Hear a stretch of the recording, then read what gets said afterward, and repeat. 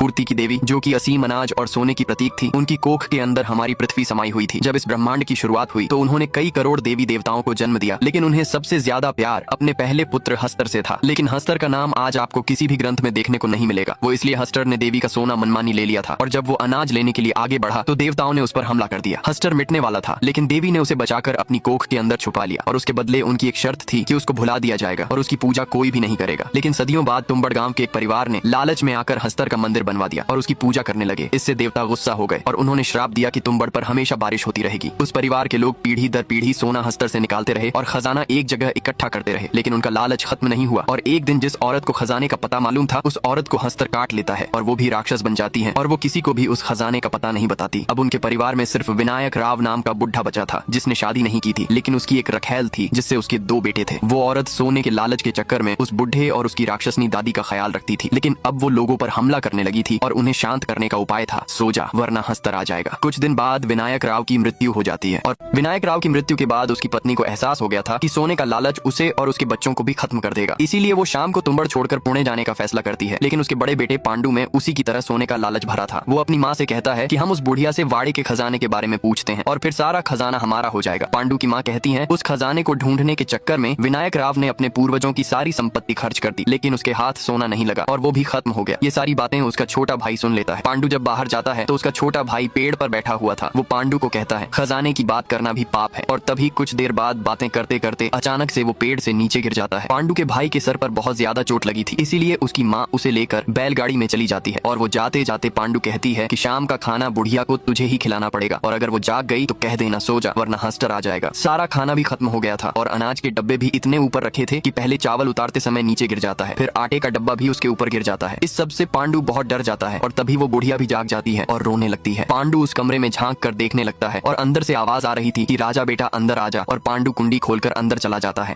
उस बंद कमरे के अंदर पांडु की परदादी थी जिन्हें हस्तर ने काट लिया था, और वो भी उसी की तरह बन गई थी। पांडु कहता है दादी वाड़े का खजाना कहाँ है, बता दो ना। वो कहती है मुझे खाना चाहिए, इन लोगों ने मेरे मुंह पर कील गाड़ रखी है, इसलिए इस बर्तन में खाना डाल दे तो मैं खाना खा लूंगी। पांडु डर नहीं रहा था, उसके ऊपर सोने का लालच सवार था। वो फिर से पूछता है दादी सोना कहाँ है। तभी बुढ़िया कहती है पहले खाना ला तब बताऊंगी, और अगर खाना नहीं देगा तो मैं तुझे खा जाऊंगी। ये सुनते ही पांडु डरकर वहाँ से तुरंत भाग जाता है। सारा खाना भी गिर गया था। पांडु वो शब्द याद करने की कोशिश कर रहा था जो बोलने पर बुढ़िया सो जाती थी, लेकिन उसे वो शब्द याद ही नहीं आ रहे थे, और तभी वो बुढ़िया उसके पैरों में बेड़ियां बांध देती है और उसे घसीट कर कमरे के अंदर ले जाती है। बुढ़िया की आक्रामकता इतनी बढ़ गई थी कि पांडु उन्हें रोक भी नहीं पाता। वो अपने मुंह की दोनों कीलों को बाहर निकाल लेती है और उसे खाने ही जाने वाली थी। तभी पांडु को हस्तर का नाम याद आ जाता है और उसका नाम सुनते ही बुढ़िया सो जाती है। कुछ देर बाद पांडु की माँ आ जाती है। वो रोते हुए उसकी मलहम पट्टी कर रही थी। पांडु पूछता है सदाशिव कहाँ है, क्योंकि वो तो वैद्य के पास उसकी दवा कराने के लिए गई थी। पांडु की माँ के रोने से साफ साफ पता चल रहा था कि वो भी खत्म हो गया है। अब पांडु की माँ उसे भी खोना नहीं चाहती थी, इसलिए वो पांडु को लेकर यहाँ से हमेशा हमेशा के लिए चली जाती है और उससे वचन लेती है कि वो यहाँ लौटकर वापस कभी नहीं आएगा।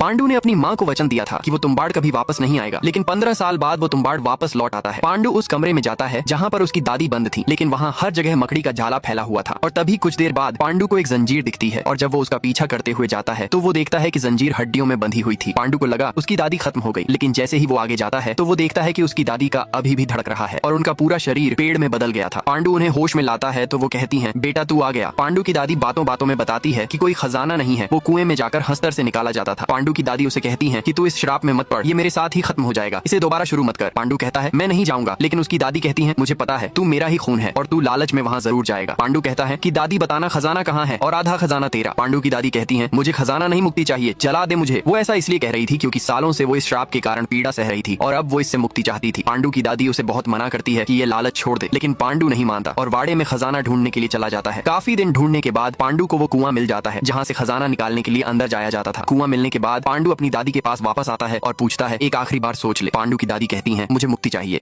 पांडु बहुत दिनों से गायब था और घर में एक फूटी कौड़ी नहीं थी, इसलिए उसकी पत्नी ने खर्चा चलाने के लिए पीसने का काम शुरू कर दिया था। पांडु जब घर लौटा तो उसकी वेशभूषा ऐसी थी कि उसे कोई पहचान भी नहीं पा रहा था। पांडु जब अपनी पत्नी को वो काम करता हुआ देखता है तो वो उस पर बहुत गुस्सा करता है, लेकिन उसकी पत्नी समझाती है कि घर में पैसा नहीं था, इसलिए मजबूरी में करना पड़ा। अब पांडु अपने दोस्त राघव के पास जाता है जिससे पांडु ने चक्रवर्ती ब्याज लिया था। राघव कहता है तुम्हारा ब्याज मूल से ज्यादा हो गया है, कैसे चुकाओगे, मेरे पास 3 महीने काम कर लो, हिसाब छुट्टा हो जाएगा। तभी पांडु कहता है सोने की मुद्रा खरीदोगे। राघव वो मुद्रा देखकर आश्चर्यचकित हो जाता है और पांडु से पूछता है कि कहीं तुमने चोरी तो नहीं की। पांडु कहता है ये पुश्तैनी है और अगर चोरी किया होता तो पहले ही बता देता। उस सोने की मुद्रा की कीमत 1935 के आसपास 100 रुपए थी और पांडु के पास 3 और मुद्रा थी। पांडु बार बार तुम्बाड़ वापस जाता है और वहाँ से जब लौट कर आता था तो उसके पास सोने की मुद्रा होती थी। पांडु ये मुद्रा कैसे लाता था किसी को नहीं पता था।